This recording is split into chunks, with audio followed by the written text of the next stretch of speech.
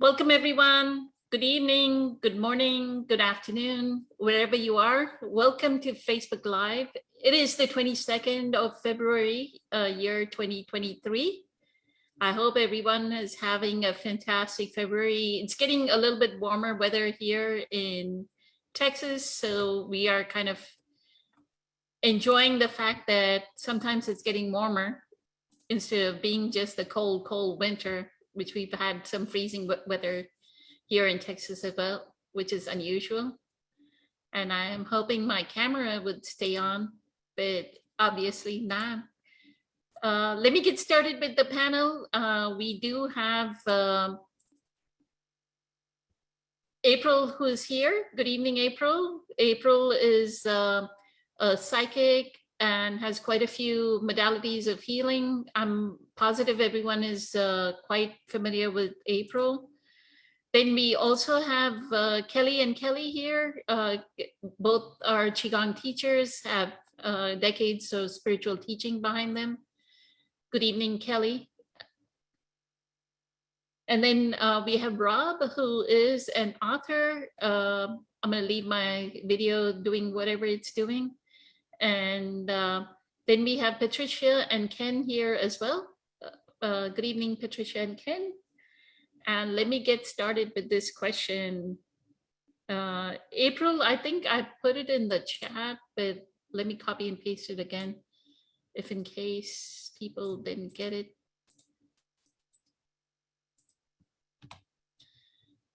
The question is, how can we create self-love to the extent that we feel healed and do not look for love outside? Has anyone worked on figuring out true life values and focused on deep self-work like fears, doubts, and shadow work? I'm new to this journey and appreciate the advice. Being a highly sensitive empath, I've struggled in the past and determined to learn and share positivity in the connected world. So if you want to answer, how can we create self-love to the extent that we feel healed and do not look for love outside? And with that, I'll go tag other people. And I posted the question even in the Zoom chat. Thank you. Are you wanting me to start, Poonam? I think she wants me to start. So, my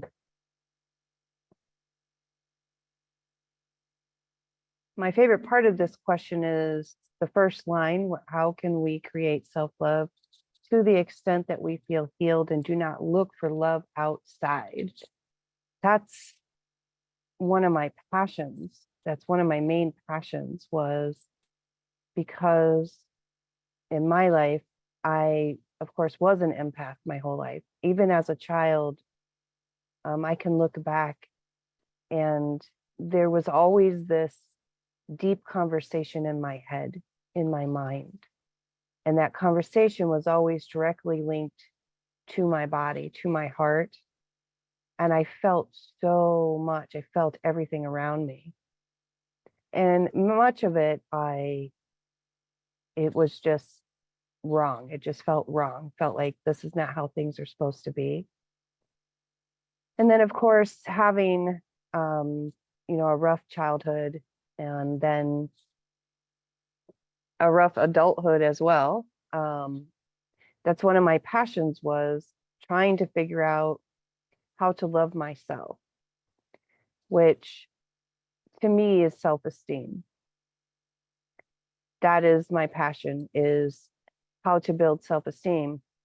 And when I first started, when I was doing my counseling internship,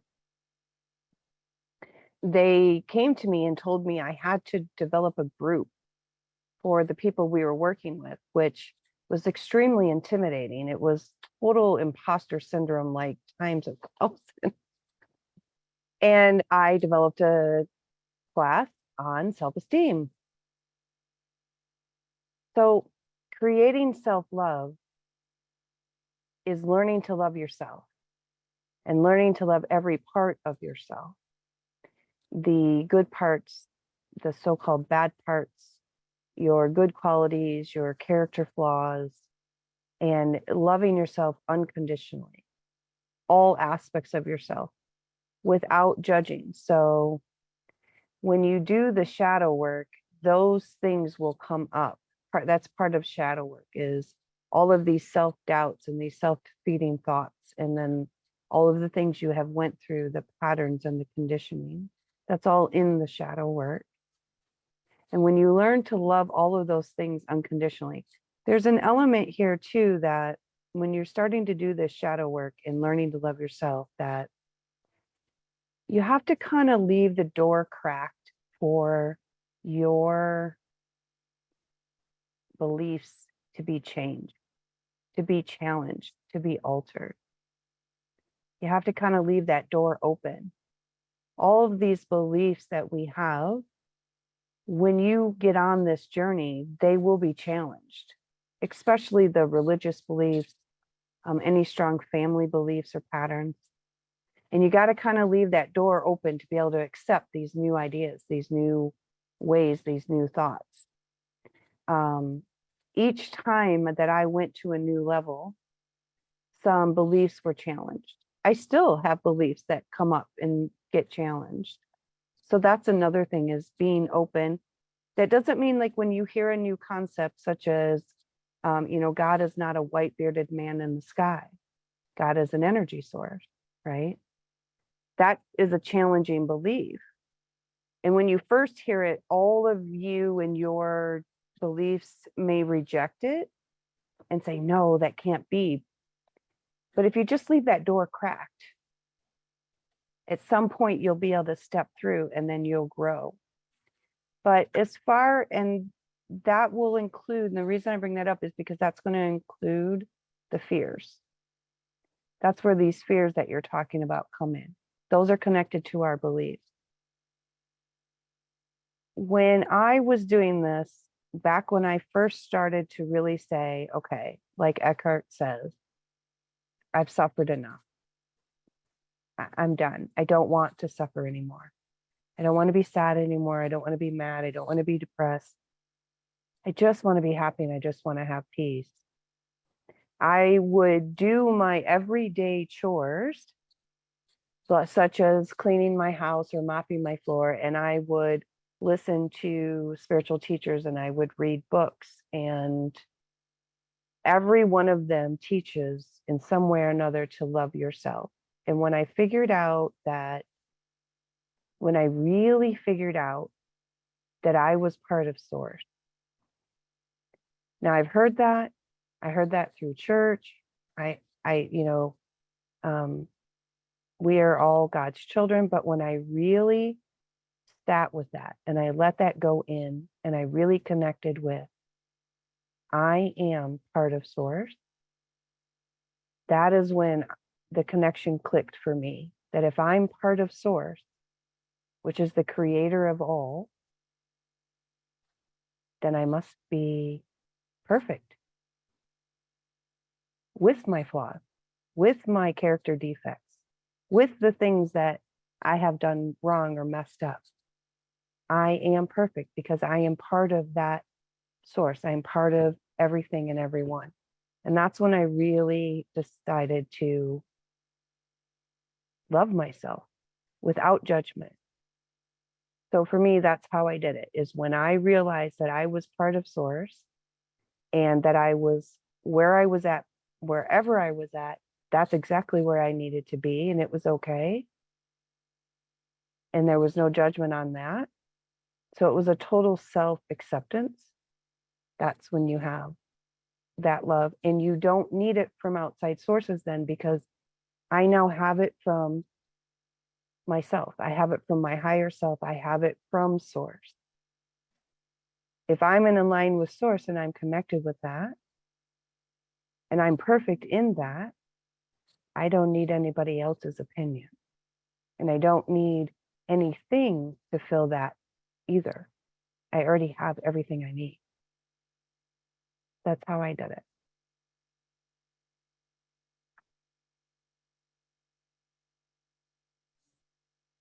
So the question that this person asked, how can we create self-love to the extent that we feel healed?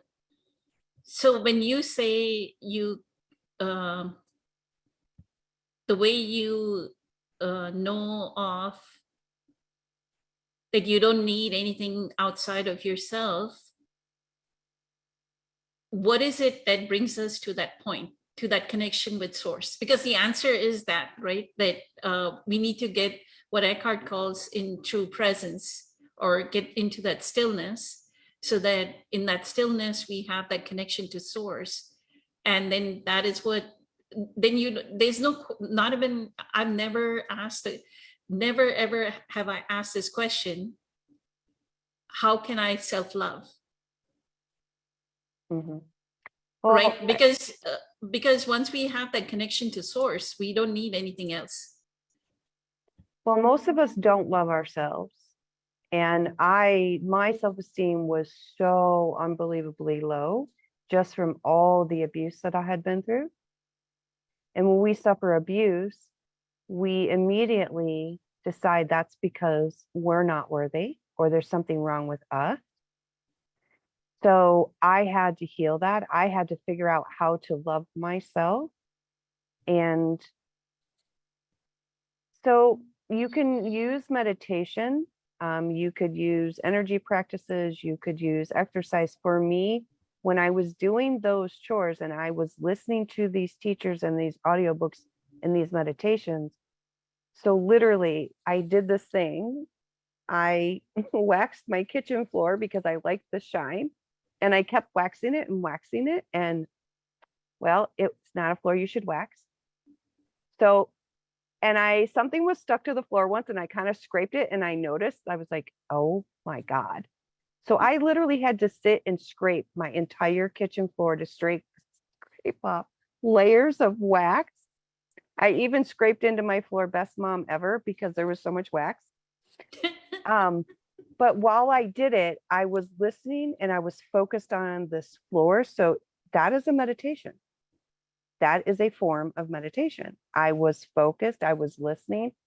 And so meditation really is one of the bigger ways of connecting to source. That information, the message I was getting of, hey, did you know that you're one with source? Did you know that you are of source and you are nothing less than that? And that to me was how I did it. So I would say meditation, but it's also about, it's truly about that loving yourself in every aspect of yourself and knowing that you're worthy, that you have infinite amount of worth, and you don't have to do anything to be worthy, and you don't need anybody's approval to be worthy. Because again, I can think you're worthy all day. I can think you're the greatest person on the planet, but if you don't, it doesn't matter how much I do. You have to believe that you are worthy. And that comes straight from knowing that you are part of source. You are part of the all. And along with that comes, with that connection to the source, what I feel, April, is you don't need any life values, because already when you have that connection to source and you're allowing that divinity to flow through you, then all that flows through you is compassion, loving kindness, humility. So there are already those high qualities that are needed, right? So we don't really need a value, because what will arise is something that is a co-creation from presence with that connection through the divine. So in that context, yes, Right.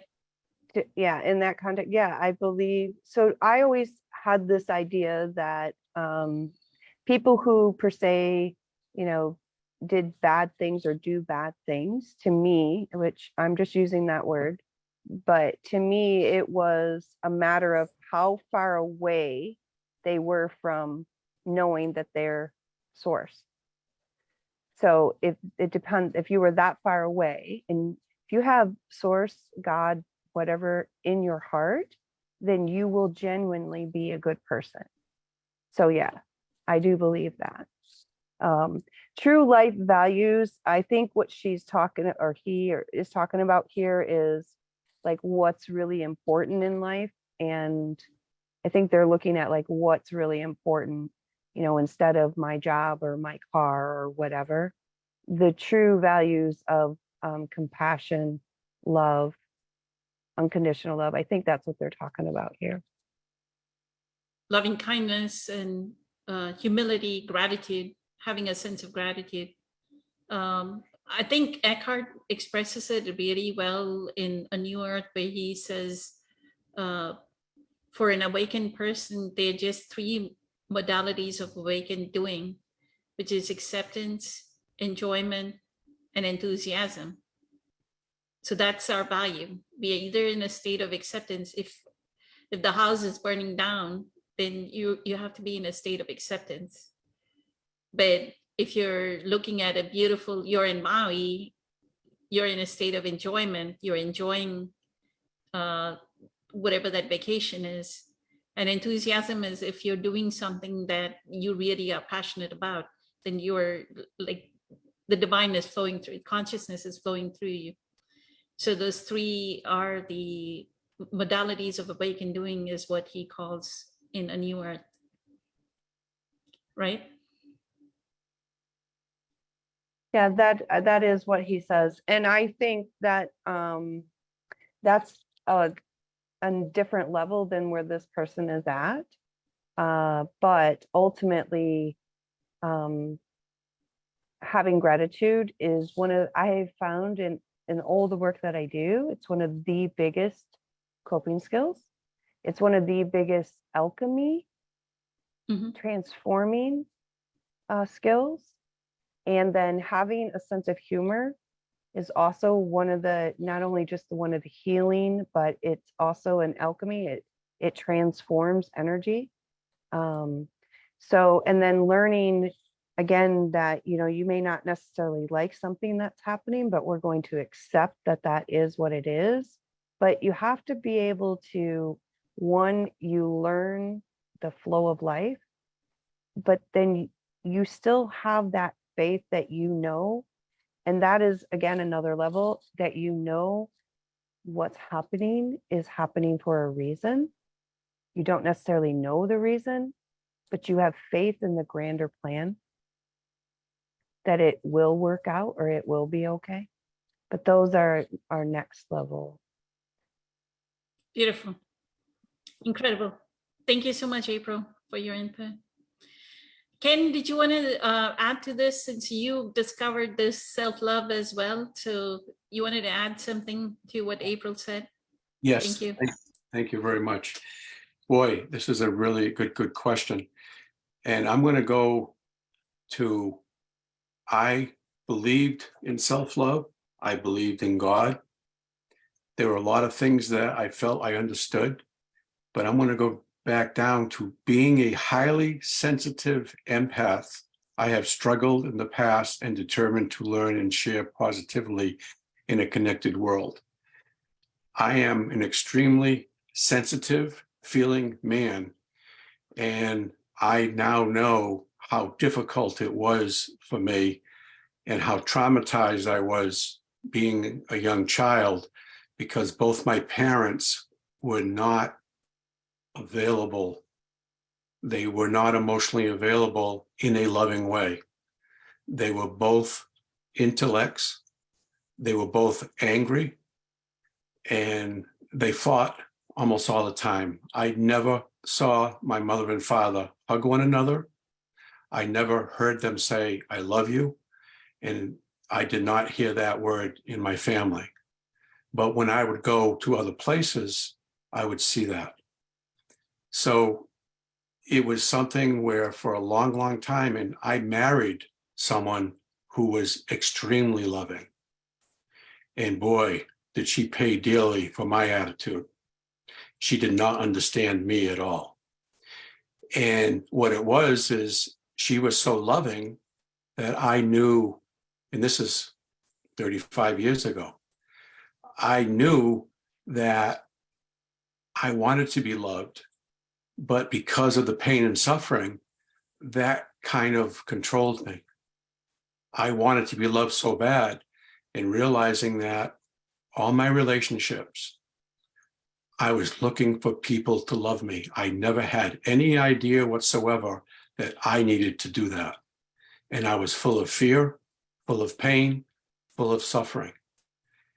And when I started my spiritual awakening to learn about love, to learn about waking up, I was extremely angry with God until one time I got so angry at God, and then I asked for help. And this was back in the late 80s. And this was the beginning of my spiritual awakening. This was the beginning that I started to open up my heart. I never knew that I had to stop thinking and start feeling. Because for me, feeling meant I'm going to get hurt. And so I avoided that with every inch of energy that I had. And I thought I was doing the right thing. So it's something where, and then it was mentioned, April was mentioning about self-love, loving yourself. And that was constantly told to me. And all it would come up is anger. All that would come up with is I would fight and resist because I wanted to be loved so bad, but I had no idea what it meant. I didn't know how to do it. I didn't know how to respect it, understand it. I just judged and criticized. So when I started slowly. And probably the first person that I was really listening to was Louise Hay. And then that's when I started to cry at different times, but I had to do it alone. If I ever showed I'm crying with a family of 5 brothers and my mother and father, it was like, what's wrong with you? It was like, it wasn't accepted. So I had to really learn with a lot of pain and suffering. And that's what it came down to for me to wake up. And so once I started to really love that little boy in me,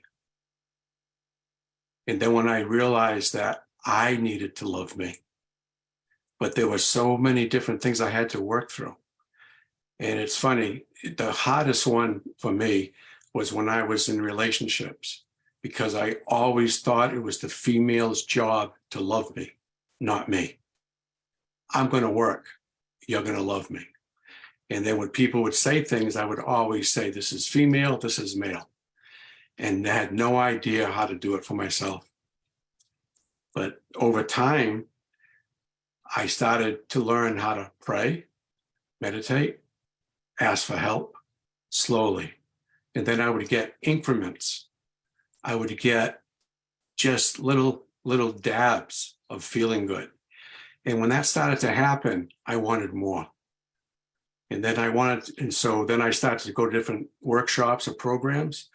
And then I would be in these programs and I would feel really awkward, funny. I wouldn't know how to connect. And I had to allow that discomfort to really eventually crack me open. It was like one at a time. That there's the pain body that I understand now. And also understanding that I will be directed or brought to what I need by following my intuition, following my heart. And then when I really started learning, get out of my head and go into my heart, that's when I really started connecting. And then I started understanding also that I have energies that what some call feminine energy and male energy, masculine and feminine. So I wanted to get better, and I was committed to the process. But I had to be willing to go through a lot of pain and suffering at times. And now I have so many tools that it's much easier if I slip back into an old unconscious behavior. And then I'll usually catch myself pretty fast. And I can usually bring myself back by meditating, by being with like-minded people, by showing my vulnerability.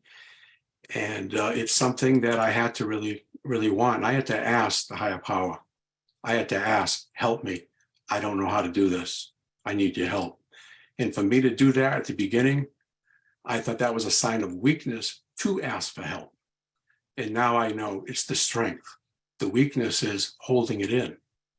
So it's amazing how a lot of things were the opposite of how I played it out.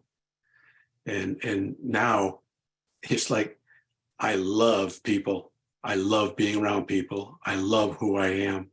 And if I'm going through something that's a little uncomfortable, I'm learning how to lean into it, talk about it, bring it up. And sometimes it feels like if you eat something and you're going to throw up, well, to me, it's like emotional throw up. And the body keeps the score. You're holding on to things and the body doesn't forget.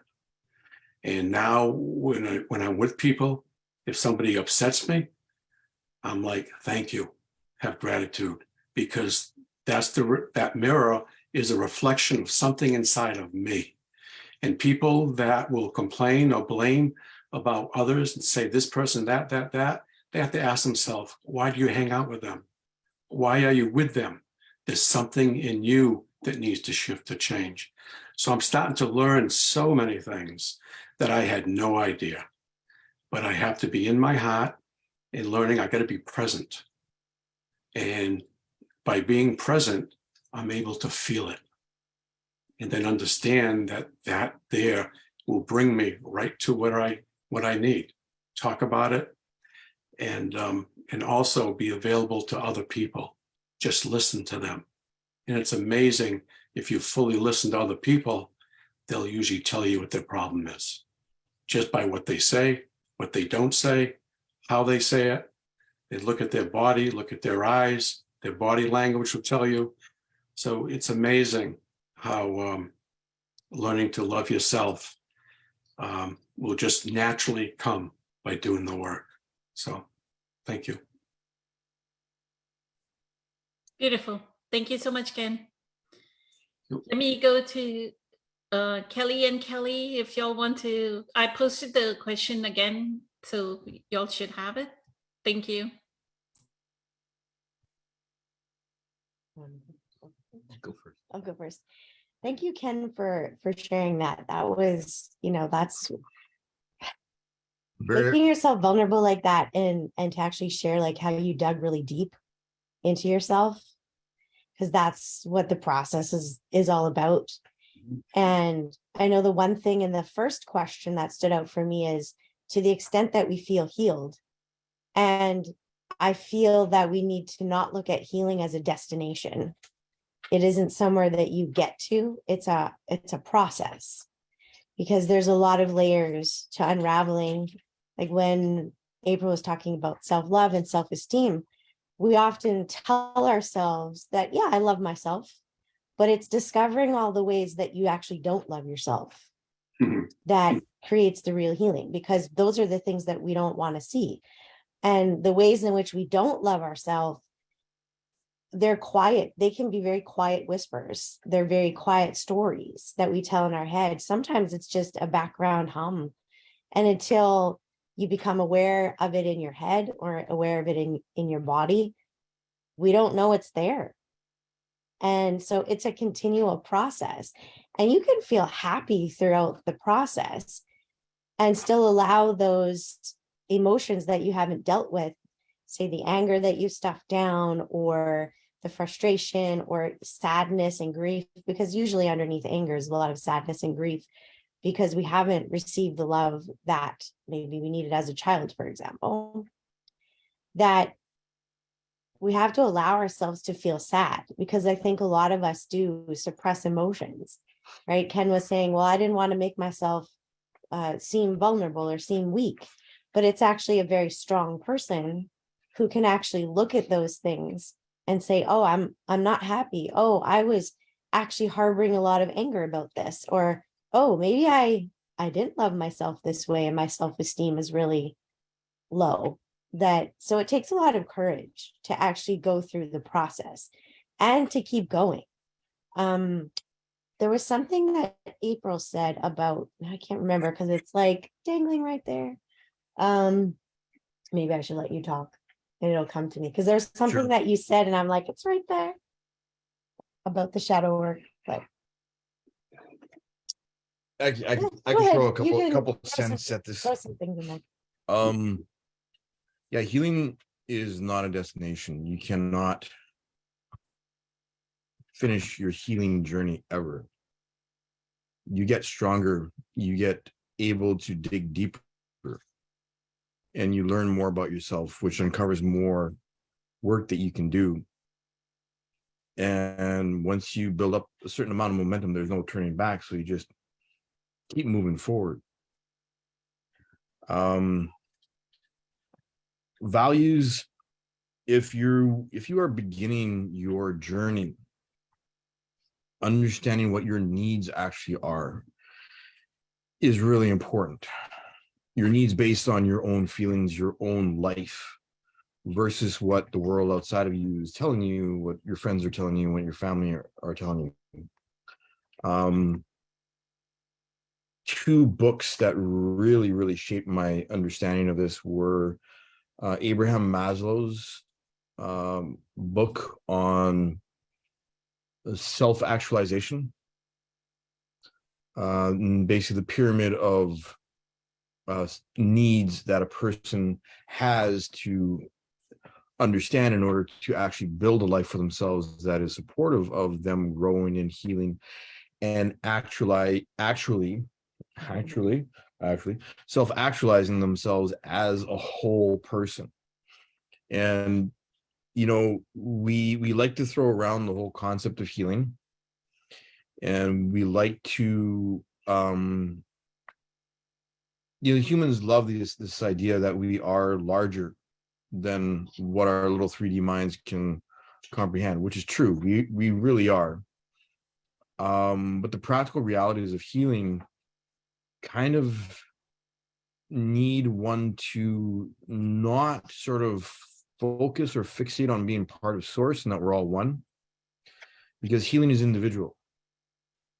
We can get lost in the vagueness of the complex idea of oneness and source, because source is far greater than our linear minds can comprehend, which is why you have to have a practical framework for yourself to be able to have a routine to self-regulate. And this is probably the most important thing on anyone's journey, is the tools that you have in your toolbox to be able to regulate your process, to support your healing, and to regulate your mind, your heart, and your body. And your body is incredibly important because your body holds all of your information. You don't need to do any special Akashic records stuff. You can just sink into your body. You can sit with your body. This is one of the reasons why meditation is so good for us. This is also one of the reasons why something as simple as going for a walk is really good for you, because it literally pulls you out of your head and into your feet and connects you to your physical reality of where you are literally in that moment. We want to talk about being present in the moment. Be present with your body. Yeah, I was just going to add to that, because sometimes what we do is we want to be somewhere else. Yeah. We don't like how we Yeah. feel in the present moment. Yeah. And we want to be somewhere else. So we'll do a lot of things that keep us busy so that we don't feel, and then we're not accepting of where we're actually at in the moment, and accepting that in this moment, I'm not really where I want to be. And that's okay too. That right in this moment, I don't have to be okay. I don't feel okay. That doesn't mean that the next moment I won't. But real acceptance comes when you can actually feel those dark spaces, those spaces that instead of telling yourself, sometimes we cover things, not that affirmations are not good, but we can cover things up with affirmations and go, oh, well, I don't want to feel this, so I have to think positive right now. Yeah. The best thing you can do is actually in that moment is go, wow, I don't like who I am right now, or I don't like how I feel right now. This feels kind of gross. And I want to change that, because that's where then the true change comes from, is accepting that in the present moment, and then going and letting yourself feel what you're actually feeling in your body. Healing is not a mental thing. The mental information is just a point of reference and context to look at what you are actually feeling. Healing actually comes from actually being able to feel, which is why it's wonderful to hear from Ken his own personal experience and how he began to understand how important feeling actually was, because it really is the whole key. And April too. Yes, I caught the last bit of that while I was sort of like getting ready to come in. It is really important. Feeling is where all of the keys to all of your information are, and being able to feel your body is literally the most relevant thing. Being able to be safe feeling in your body is the biggest key to anything in healing, and especially when it comes to truly transmuting and transcending patterns and old thought forms and old feeling stories and constructs that we've held on to, that we've used as our pain identity, as what we like to refer to as the pain body. When we continuously rehash our pain identity as who we are, we stay stuck. The reason why we keep rehashing our pain is because we're not comfortable feeling. Feeling happens in the body. It doesn't happen in the head. It happens in the body, happens in the heart. Again, this is why sitting and meditating so that we can clear our head and actually listen with clarity is really important to understanding how to be present. As a really sensitive empath myself, it has been imperative and absolutely essential that I have a physical routine to completely be able to change gears, feeling wise, energetically, mentally, and emotionally, and spiritually. Because the body will always neutralize absolutely anything and everything that you're thinking and feeling. So this is why sitting and meditating, sitting with oneself is so important, because it gives you that context for just being with yourself and not being on the receiving end of anyone else's stuff. And also being able to begin to observe what your mind actually does when you get uncomfortable, which is why sitting can, it's a good first step. As you know, again, I have a very unique process or journey, because I lost my fingertips when I was, before I was a year old. So up until I was about 22 or 23, my fingers would bleed and crack and would be a constant source of pain literally every single day. So I had this built-in early warning system, I guess you could say, of whenever I was getting caught up in something and I would get out of my body and I would begin to get distracted and hijacked by and overwhelmed by everything that I was feeling. And then boom, I'd hit my fingers and I'd be in absolute agony and pain, and everything would just be completely erased. And I would have to focus on not losing my mind from the pain and being able to be present with the pain and being present with the discomfort, the extreme discomfort, and being able to regulate my mind. We can't both lean on it. Yeah, we can't both lean on the table. We need to like still close the Christmas table. So being able to regulate your physical body will give anyone the tools to regulate their heart, their mind, and their spirit, because the more you give yourself access to your body and are safe feeling your body, spending time with your body, spending time with your present moment is what spending time with your body is all about. So the more you become comfortable doing that with yourself, the more you will understand how to self-regulate, even as an extremely sensitive empath, because you'll have that concrete baseline of being in control.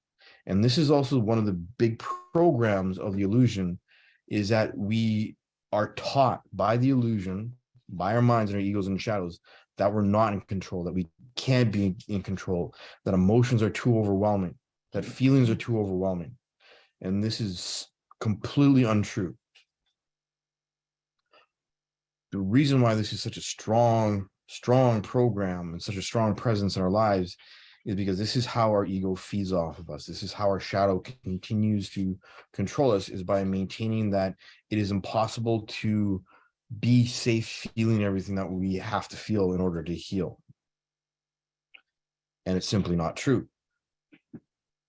Giving yourself that space to be able to feel safe feeling is the gateless gate, as they say in Zen Buddhism. The gateless gate is that moment when you choose to let yourself feel. And when you let yourself feel, and when you let yourself maintain control, and control is not a bad thing, because this is how you start. This is how you build your process, your toolbox. This is how you build your self-regulation and your ability to heal, is by choosing to feel and by choosing to be present with what you are feeling. That will give you absolutely everything that you need to move forward in any situation. It takes practice. That's the only hitch. It takes practice, you know. Go skip rope, go do yoga, go for a walk, go ice skating. The big catch-22 is that it just takes practice. And sometimes it takes time. It takes longer than, you know, our egos, you know, want it to believe it should take. You know, no, I want to heal by next Saturday, and because I got this party to go to, and I want to be like, it's like, no, that's not how it works. It's like, sit back, get some popcorn, watch some movies, cry, do whatever it takes to give yourself that space to feel even the ugliest emotions. Because when you get comfortable feeling even the ugliest emotions, then everyday life is like, meh, that's it. Okay, bye-bye. I'm going home. I got some ugly emotions to dig through. You guys are good. Because that's the reality of healing, is you have to dig through the ugly. You have to face yourself. And when you can be present and safe with yourself physically, with your body, you can be safe on all levels of your being, because all levels of your being are registered and embodied literally in your body. All your feelings, all your information, all your energy is connected directly to how you relate to your body and how you give yourself space. So I know, Poonam, that you typed in the chat that someone asks, do we actually need more, as in understanding? Otherwise, the searching begins and does not end. Can we not just go within and just be? Techniques I'm referring to. It's So, MJ said that. Is it okay if we MJ. answer it? Then we can let other Yes. people. Yeah. Yes. Okay. Thank you. So, the first part, I think, is you can always go into a deeper understanding of yourself. And so Always. I suppose it depends, because sometimes we tend to, the outside world wants us to search out there. And there are so many techniques that you can learn from different people. And I think what it is that if you find someone that you can work with for a while, and then, you know, sometimes you know when it's time to move on because you want to go deeper. So if you want to go deeper into yourself, then you might say, I think I need another teacher. And that's okay, because you do need to allow yourself to change and to continue growing.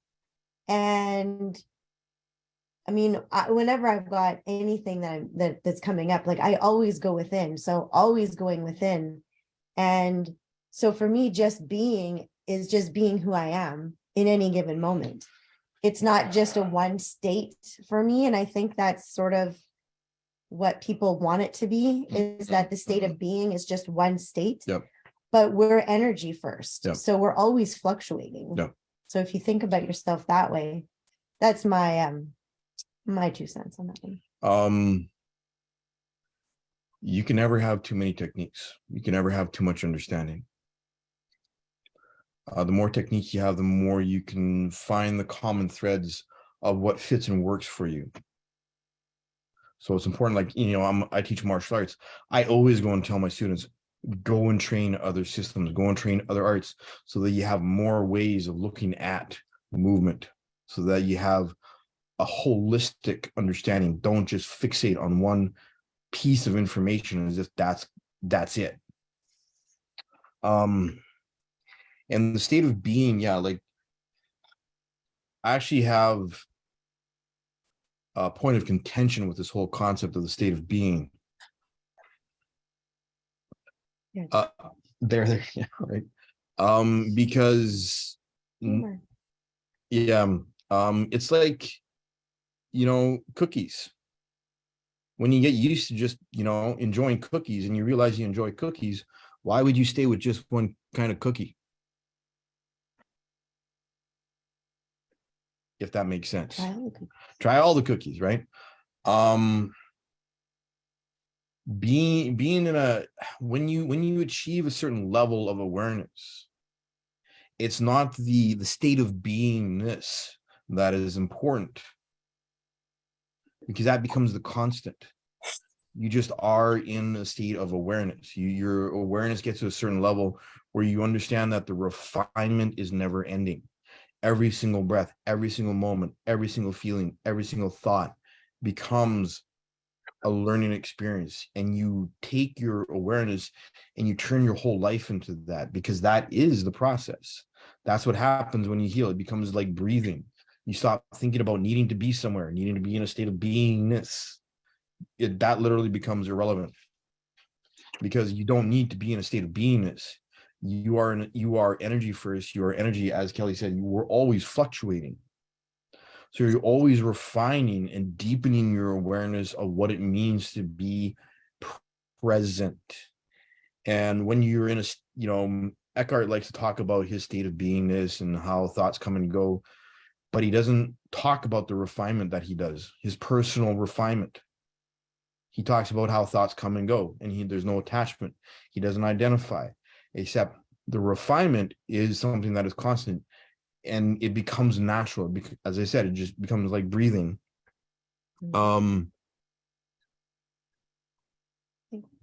Yeah,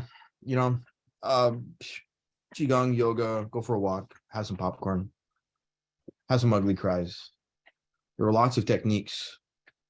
Find what fits for you, and that's how you understand being as a state of refinement. You're constantly evolving and experiencing everything from a state of peace inside, so everything changes all the time. So there's no one state of beingness that is relevant to the process. Everything is relevant. So you go out and explore, and you give yourself more and more experiences of being in that space of awareness. Thank you. Incredible. Thank you so much, Kelly and Kelly. A lot was said, and I don't think I can even summarize. But I do like the fact that you touched upon the different techniques, because what I found is when we start to search for, okay, what is this stillness? What is this presence? Then you'll try out different things. Okay, let me try yoga. Do I get to stillness through yoga? Maybe I cannot twist my body as much as anybody else can. So I'll drop the yoga, I'll try something else. I'll try meditation. I don't like the sitting quietly by myself. I need some sound, right? So you have to try your own modality of what fits you, because each person is different. And that's why in the yogic sciences, right, they have different body types. They call it kapha body type, vata. Like you have too much air in you, too much fire in you, you have too much earthiness. If you have too much earthiness in you, which is my case, people with big hips are earthy. They're down, like rounded, very rounded. So they need more of the fire and the air, right? So that's how they balance it out. So we need that balance. We have to remember that we constantly need that balance, and you have to figure out for yourself what actually brings you that balance. So I love that tip, along with everything else that y'all said, but I love that tip, that there are quite a few modalities. There's not just one. With that, I'll go to Rob. Rob, did you want to say something about this? Thank you. Yes, thank you so much for having me. I do understand unconditional self-love to be two dimensions. Self-love, I'm loving myself. Unconditional obviously means not having to do with the conditions. In my own personal life, I was not good at unconditional self-love, I needed to make a certain status, I needed to be somewhere else, needed to be a better person or something before I was able to send myself love, which never happened. I never achieved the ultimate place. And so I never learned how to give myself unconditional self-love. It was always conditional. So later I figured out that self-love is actually to monitor my inner self.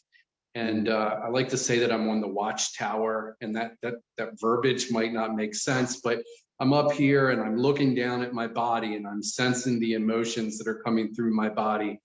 And I sense them unconditionally of the circumstances, which means if someone does me wrong and I feel bad, I'm sending negative emotions to my body. I'm loving my body conditionally based on someone else's behavior. Even if they are completely wrong, I've decided to love myself conditionally. I've said, I'm going to send myself anger because that person stole from me or did whatever wrong. That's conditional.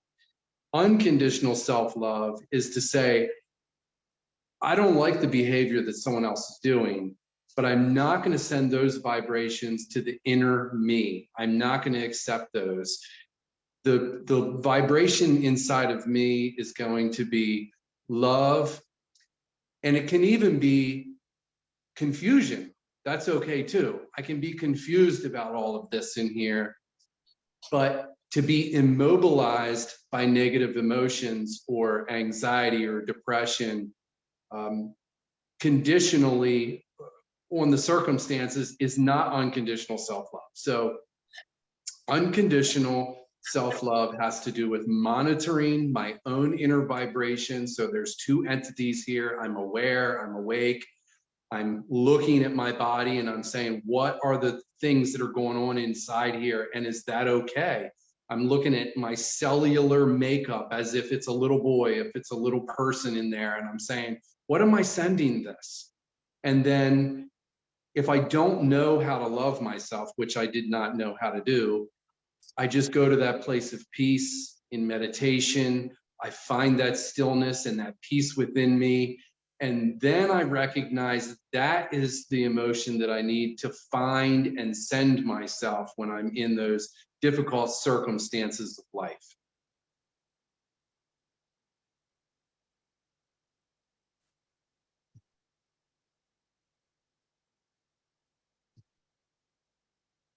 And that is how you interpret what self-love is? Yes, yes. And well, that's how that started for me. That was the transition period when I was not attached to my emotions.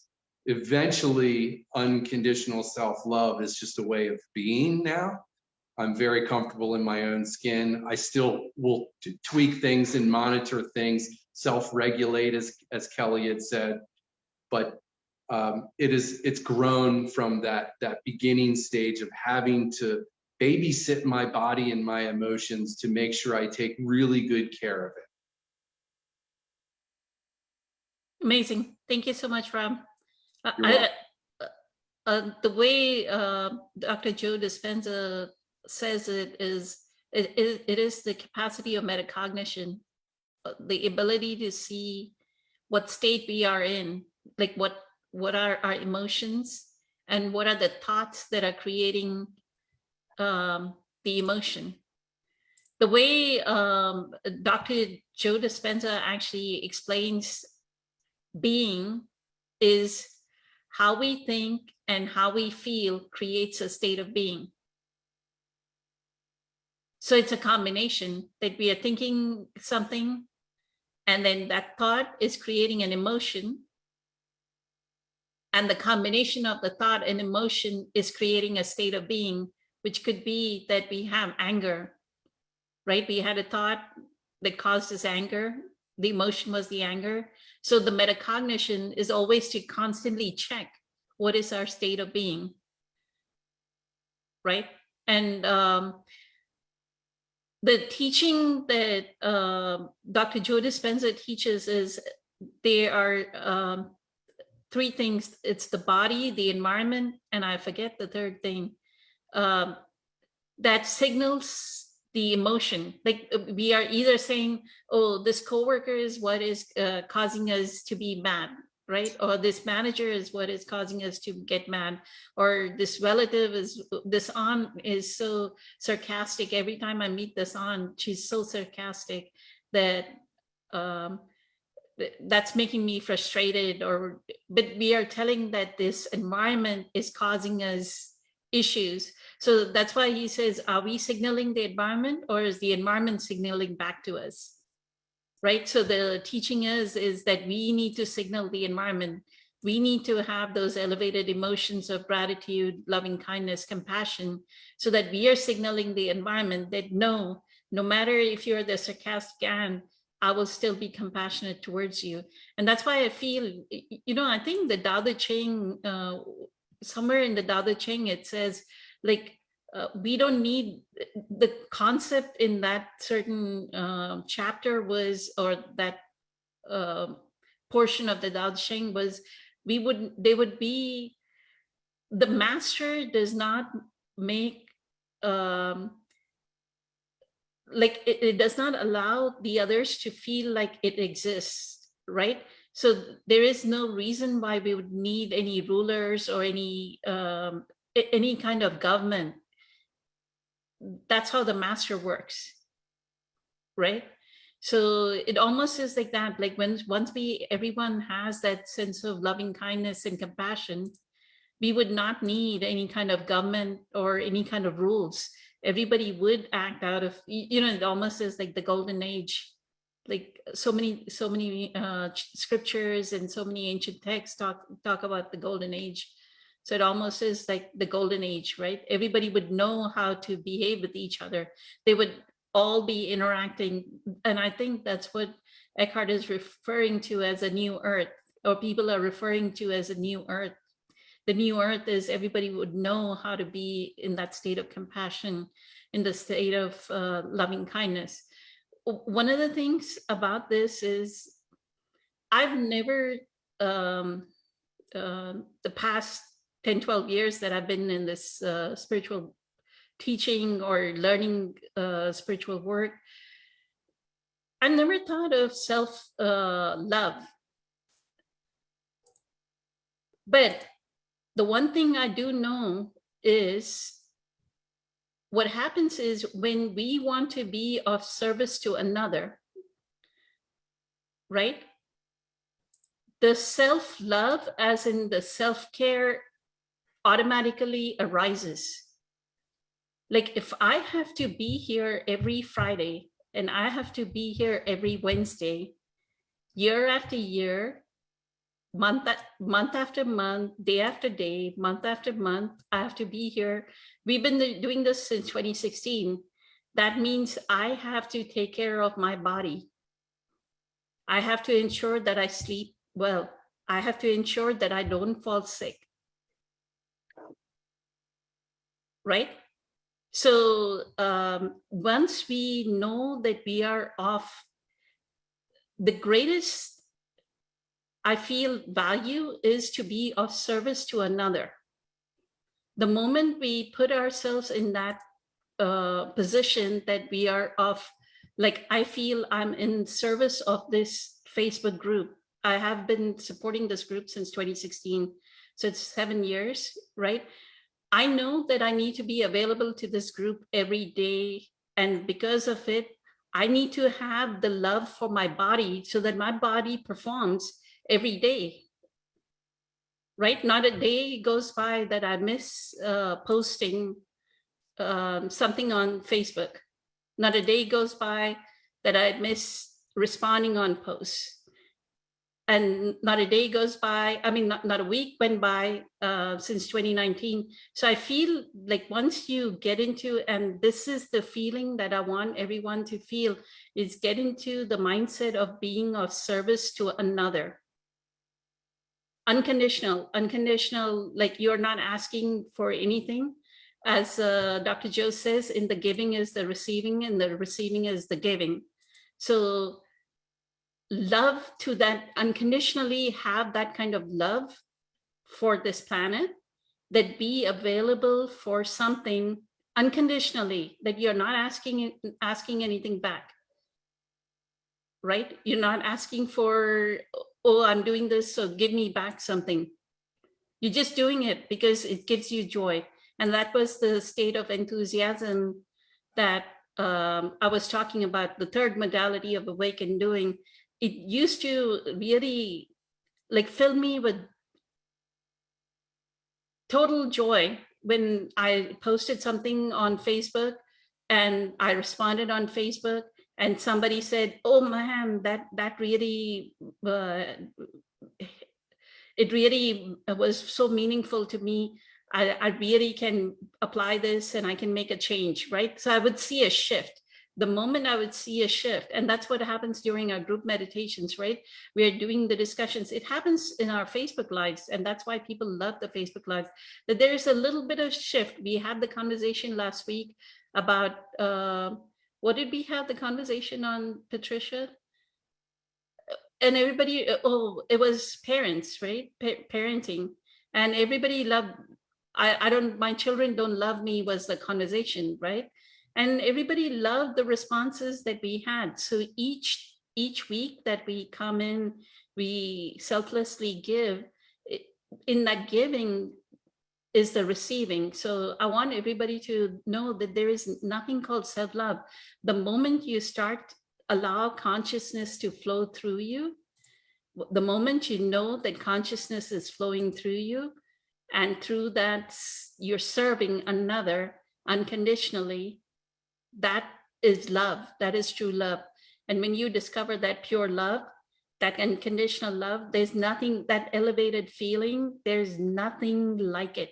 There's nothing, I cannot, it is indescribable, the amount of joy that that feeling gives, that you're unconditionally giving to another. So with that, I'll go to Patricia. Patricia has actually experienced some of it at work. So go ahead, Patricia, if you want to talk about this topic. Thank you. Thank you. That is an amazing topic. I agree. And I think I would like to go back to April with the incredible things that I remember she said once, that there is nothing but love. The source is love, and that's that. So the first part of the question is, how can we create self-love? Is to actually, we can't. We as person cannot create self-love because it's already there. We just have to realize it. We are that love. We were made out of love. And knowing that and actually feeling that is two different things. And throughout my life, I was trying mentally to get there, reading books, doing affirmations, repeating affirmation in front of the mirror, even from Louise Hay. That's how I started as well, because I was trying to feed my mind what I thought I was lacking. And it almost created more lack because it didn't feel real. It was like the person ego was trying to cover up some lack that it was identifying myself from, that, you know. So I was missing that part of realization that I am already perfect. Not my ego, not my person, not my identifications, not my, it's like all of this is not me. So I needed to disconnect myself. So wasn't for me about creating, because I tried creating. I tried to do an effort to do that. It was part of controlling the process. It was not until I surrendered, which, yes, I did have to brainwash myself to do that. I had to, like Poonam advised me to put stickies. I still remember the Post-it notes in different areas of my apartment with just one word, surrender. And honestly, you just have to lean into something and just try something. And first thing might not do it, the second thing, but one thing kind of leads to another, and it gives the experiences that we need to see what we are not. And yes, being connected to body sensations, that really brings us to the present moment. And I think that's the key, because we can only realize that love if we're present. Because if we are thinking of the past or of the future, it's the fears and anxieties, there's no love there. It's everything that covers it. So it kind of like stripping every experience for me was stripping another layer off, not creating anything,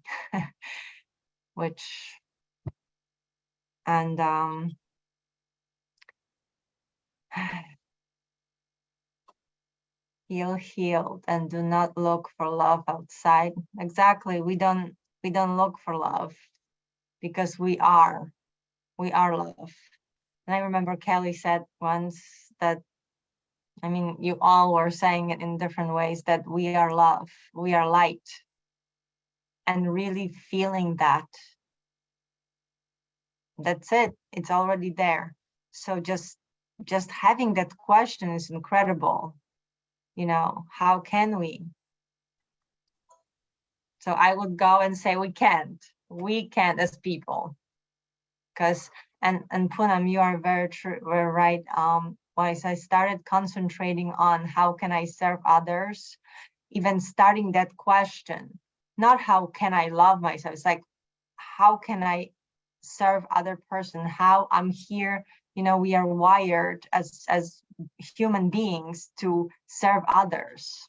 I heard that somewhere. It's like, oh, really? So we already, and I did experience the biggest joy, natural bliss that I experienced is when I was able to help someone without them even knowing I was helping them. It was something incredible. I started doing silly things like putting the flowers for Christmas, you know, those red ones. I forgot how they're called. Poinsettias. Poinsettia. Right. So I went and got last year and put it in front of my neighbor's doors, and just like that, because, and not telling them who it was from. I started a silly thing, you know, it's just, or for Thanksgiving, I did something like some thank you notes, even just starting small. And in that, there's so much joy. And it's really discovering that this is how you love yourself, in a sense, because you're just letting that love go through you, and it washes all the shadows, all the ego stuff away. And little by little, you know, those tiny little acts of random kindness, that's what makes it. So just listen to your heart and do little spontaneous things that will people smile, even smile to other people. Just smile, because you might just make their day because you say thank you. Right now, I work in the office and I'm on the phone with people a lot, and I almost look, they're calling to schedule appointment service for pest control. That's the company I work for. But in every conversation, it's amazing how just by listening really and making either a comment or question about, let's say, their name, or just commenting on beautiful name or something about that, like they open up, and I get more and more saying like, thank you so much, you know, you just made my day. I didn't do anything, I was just channeling that human just connection. So it's almost everything becomes a play, but when you just let yourself open your heart. And this is what I must say a lot, Dr. Joe Dispenza's meditation did for me, about the heart coherence, about center of the magnet. Also, Kelly and Kelly's exercises of Qigong to really, you know, do the breath work with movement to really get back in my body, because when I was getting stuck, it was my identification with my thoughts, constant criticism and judgment about everything. And I didn't want to feel, Ken, believe it or not. I know you said it was about feeling. I was feeling too much, I felt. It's like, I don't want to feel anymore because it was exhausting. It was all the feelings. And I'm like, I do not want to feel anymore. Get me out of here. But I wasn't able to do it myself. So I needed the group. I needed energy of others to help me, to lift me, because by myself, I felt like a little tiny, thick ball of like smudge and yuck, that sticky that I just couldn't. So, you know, being surrounded by people, lighter people, like laughter, and, you know, nature. Oh my gosh, nature was amazing too. I would just go and let the wind run through me, or go and swim because I needed the water to just take it all, you know. So my thought, it's like, it is a lifelong healing. It's not just, okay, let me do this and tomorrow I'll be okay. I tried that, it didn't work. It is day after day, every morning, repeating the practice. And even this simple Ho'oponopono, I sometimes, you know, was caught my thoughts, and I just said, I love you.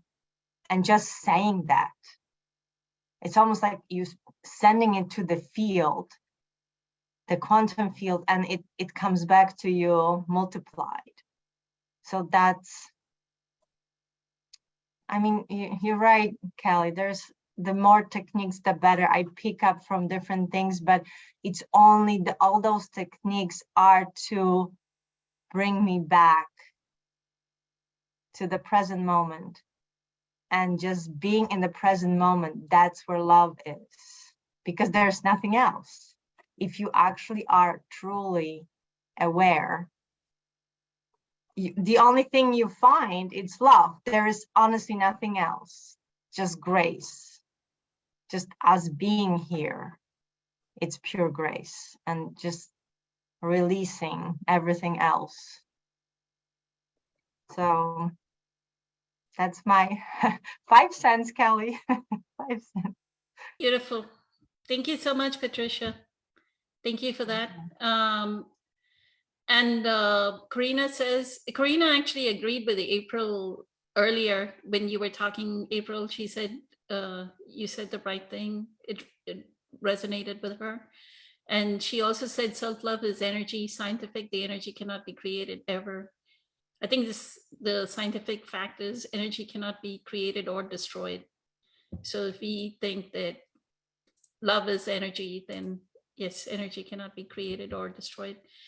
Now, MG says Eckhart spoke about always searching for one more technique or finding something to that where the next technique is always looking better.